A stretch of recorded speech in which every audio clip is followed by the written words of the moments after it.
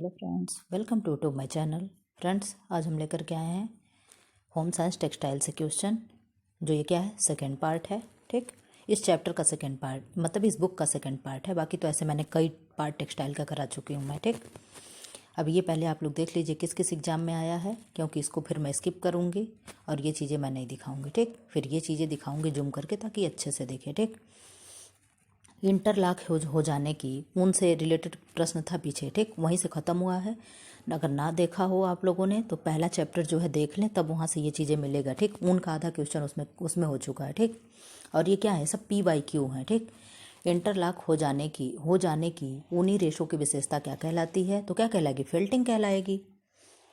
ऊन का सही उत्पादन का क्रम क्या है? पहले काटना, फिर श्रेणी में रखना यानी उन्हें अलग करना, कौन छोटा है कौन बड़ा है, फिर कार्बोनाइजिंग करना, फिर धुनना यानी कार्डिंग करना, फिर कॉम्बिंग करना। ठीक है, क्या होगा? कॉर्डिंग, फिर कॉम्बिंग यानी कंघी करना। ठीक, अब सुमेल है, ये सब सुमेल हुए। ठीक, खींची हुई ऊन को क्या किससे मिलता है? मरे हुए जानवर से। ठीक, पवित्र ऊन या वर्जिन ऊन जिसे कहते हैं, ताजी बिना उपयोग में लाई गई ऊन को, बिना उपयोग में लाई हुई ऊन को। ठीक, पुनर्चक्रण ऊन, बिना प्रयोग में आया रद्दी माल, कटी हुई ऊन लाई जिंदा पालतू जानवर से। ठीक, अब क्या है, सूक्ष्मदर्शी से ऊन का तंतु दिखता है। कैसा दिखेगा? तो शल्की दिखता है। ठीक, ऊन की मैट्स की विशेषता को कहते हैं, क्या कहते हैं? फेल्टिंग कहेंगे। ठीक, ये सब PYQ है। ठीक, देखिए किस किस शब्दों में कैसे कैसे घुमाकर पूछा है। ऊन की आणविक संरचना में सबसे कमजोर जोड़ है, क्या होगा? सोडियम जोड़ होगा। ठीक, सीधे तंतुओं से बनाया जाता है तो फेल्ट वस्त्र बनता है। ऊन के तंतु के अणु में उपस्थित सल्फर के 2 परमाणुओं के बीच के बंध का नाम क्या है? Binder valve force. ठीक, ऊनी वस्त्रों में सिलवट प्रतिरोधक का कारण है अच्छा लचीलापन, अच्छी प्रतिस्कंदता। ठीक, वह प्रक्रिया जिसके अंतर्गत भेड़ के बाल काटे जाते हैं क्या कहलाएंगे? शेयरिंग कहलाएंगे। क्या कहलाएंगे? शेयरिंग कहलाएंगे। टैगलॉक ऊन क्या है? निम्न कोटि के ऊन को क्या कहते हैं? टैगलॉक ऊन कहते हैं। प्राणिज रेशा कौन है? तो रेशम है। और क्या है? सिल्क है। ठीक, सिल्क कह रहे हैं, रेशम है। और क्या है? ऊन है। ऊनी कपड़े के लिए सबसे अच्छा ब्लीच कौन सा होगा? कौन सा होगा सबसे अच्छा ब्लीच? बीच में एक सूती कपड़ा रख के करना। ठीक, ये क्वेश्चन बार बार रिपीट हो रहा है, पता नहीं क्या, हम तो समझ ही नहीं पा रहे हैं। ऊन कपड़े फिनिशिंग का अच्छा पदार्थ है, क्या है? Hydrogen peroxide. ठीक, ऊनी कपड़े के फिनिशिंग का वो अच्छा क्या है? Sodium peroxide. यदि ऊन को क्षार युक्त साबुन से धोया जाए तो वह क्या होगा? कपड़ा कड़ा हो जाएगा। ठीक है, ऊनी वस्त्रों को धोने का सबसे उपयुक्त तरीका क्या है? तो क्या है सबसे उपयुक्त तरीका? शुष्क धुलाई विधि से। ठीक, ड्राई क्लीन से। अब देखिए यहाँ विशेषता दे रहा है 49 से 50% कार्बन। ये सारी विशेषताएं किसकी हैं? आप लोग बताइएगा अभी। कितना? 49 से 50% कार्बन, 23 से 24% ऑक्सीजन, 16% नाइट्रोजन। अब यहीं क्लियर हो जाना चाहिए। ठीक, 7% हाइड्रोजन। ठीक, और 4% सल्फर वाला रेशा कौन है? तो वूल है। ठीक है, जहाँ दे 16% नाइट्रोजन और 7% सल्फर, वही चीज़ें क्या हो गई? आप लोगों को समझ में आ जाना चाहिए कि किसकी विशेषता बताई जा रही है। ये सब वूल यानी ऊन की विशेषता बताई जा रही है। ऊन जलाने के बाद देती है, क्या देती है? काली भस्म देगी। और लौ कैसे निकलेगी? लौ कैसे निकलेगी? तो नीली लौ निकलेगी। ठीक, आज जो प्राकृतिक रेशे हैं, प्राकृतिक में वेजिटेबल यानी वानस्पतिक है, वो कैसे लौ निकलते हैं? उनके पीले लौ निकलते हैं। ठीक, ऊन प्राप्ति का स्रोत नहीं है, क्या नहीं है? हिरण नहीं है। ठीक, रेशम के भौतिक गुण हैं, अब यहाँ से क्या हो गया? शिल्क शुरू हो गया। ठीक, रेशम के भौतिक गुण हैं चिकना, सूत्र, संयंत्र, दीर्घीकरण। ठीक, अब क्या है?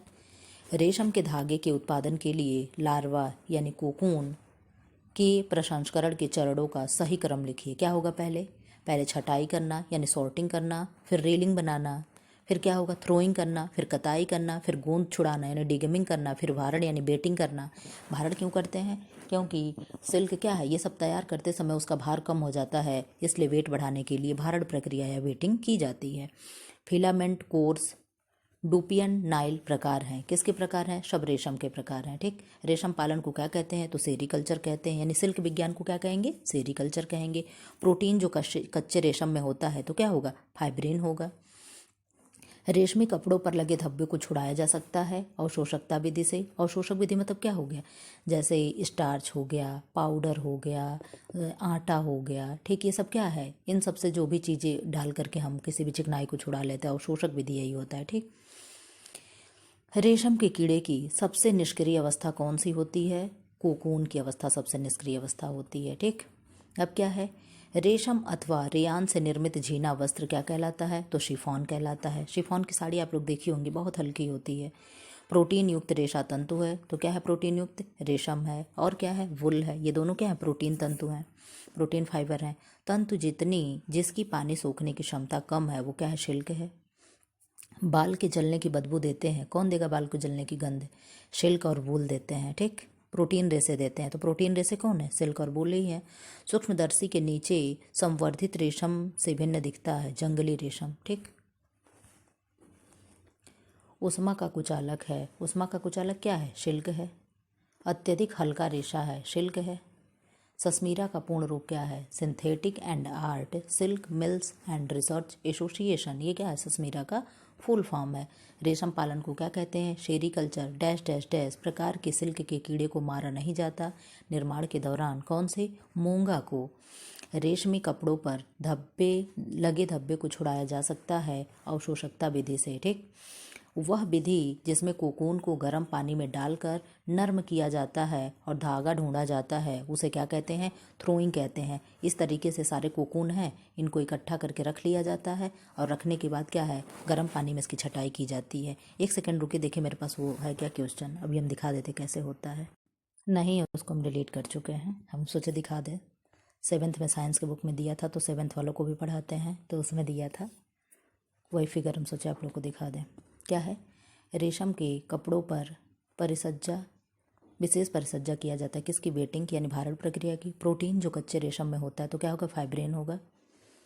सूत जो एक जानव कीड़े यानी जानवों कीड़े के कोकून से बनता है वह क्या है, रेशम है। देखिए प्रश्न को कैसे घुमा घुमा कर दिया है। प्रोटीन जो कच्चे रेशम में होता है फाइब्रिन होता है। ऊन की माट की विशेषता को क्या कहा जाता है, फेल्टिंग कहा जाएगा। सबसे पहले रेशम का उत्पादन कहाँ हुआ था, तो चाइना में हुआ था। कि कौन सी वो देवी थी, श्रीलिंगची थी, ठीक।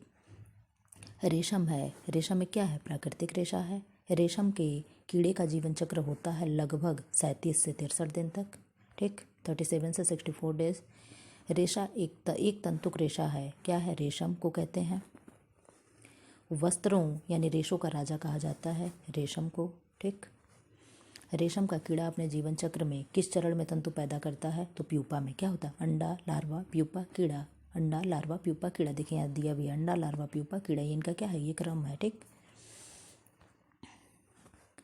सभी प्राकृतिक तंतु केवल एक के अतिरिक्त स्टेपल तंतु है, तो क्या है, रेशम स्टेपल है, बाकी सब क्या है, फिलामेंट है। क्या, रेशम स्टेपल तंतु है, स्टेपल मतलब रेशम को छोड़ करके बाकी सब क्या है, स्टेपल है, और रेशम क्या है, फिलामेंट है।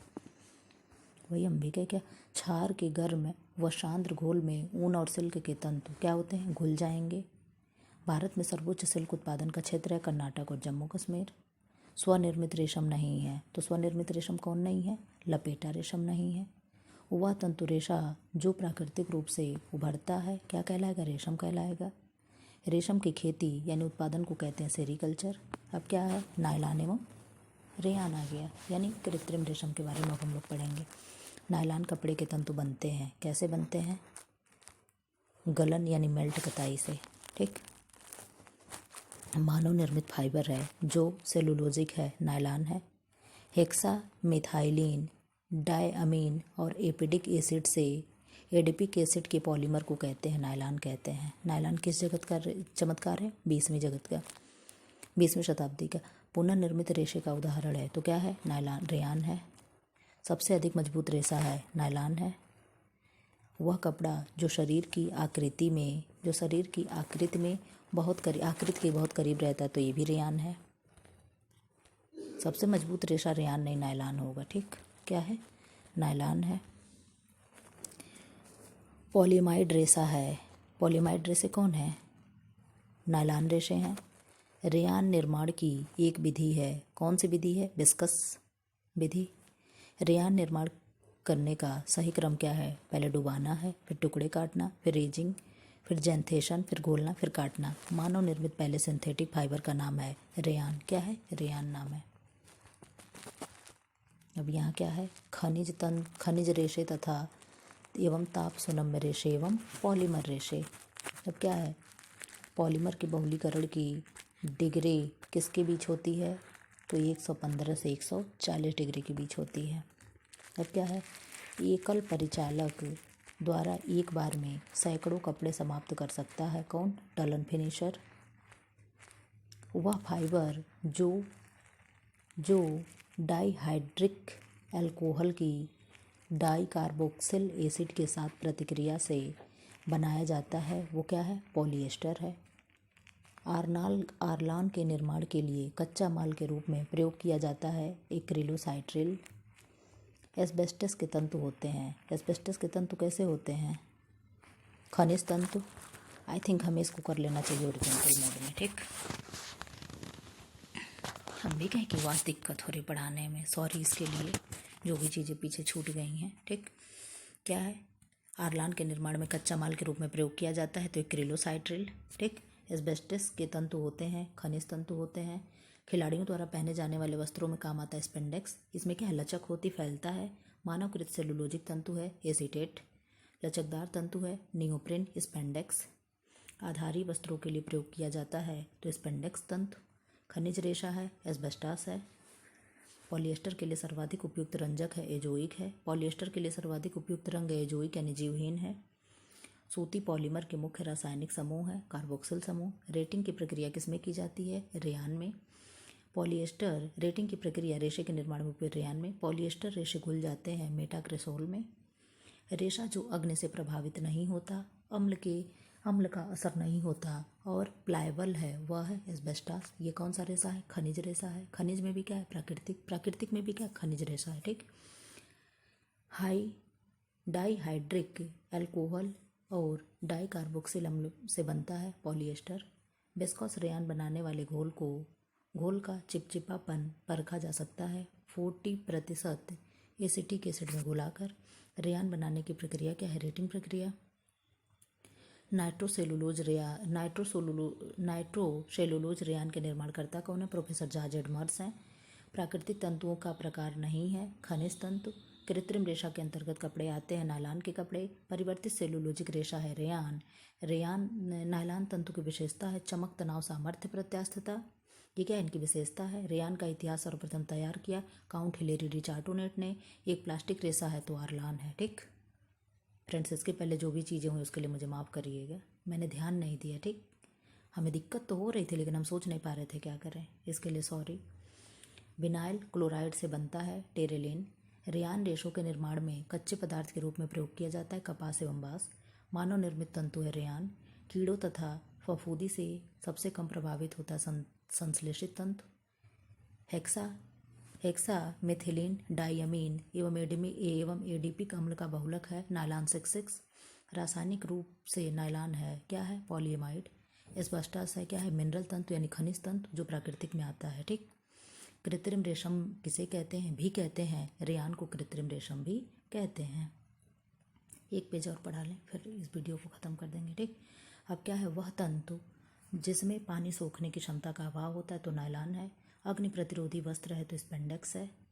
स्पेंडेक्स में क्या है? अग्नि प्रतिरोधक है। टेक्सटाइल तंतुओं में से सबसे कम विशिष्ट गुरुत्व किसका? वोल्फिन का है। कितना है? 0.92। ठीक, हाइड्रोफिलिक तंतु नहीं है एसीटेट। अब क्या है? मोटा सूती कपड़ा कार्डोराय। ठीक, जिसे क्या कहेंगे? कार्डोराय। क्या होगा? रिबट प्रभाव वाले कटी पाइल का कपड़ा है। मलमल क्या है? 40 काउंट तक के कंकत सूत से बना कपड़ा है।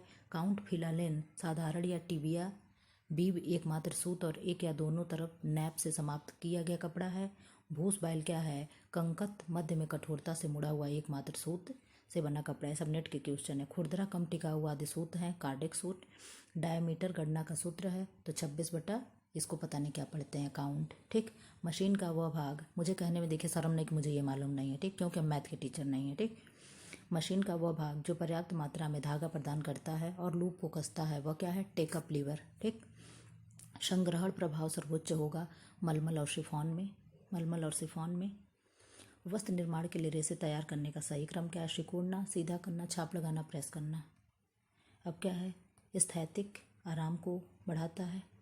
अब घर्षण प्रतिरोधी टिकाऊपन को रूपांतरित करता है। जीवाणुरोधी पर्यावरण सुरक्षा प्रदान करता है। टिकाऊ प्रेस देखभाल संबंधी गुणों को संवर्धित करता है। तंतु में अनाकार भाग की अधिक मात्रा के कारण पाई जाने वाली विशेषता है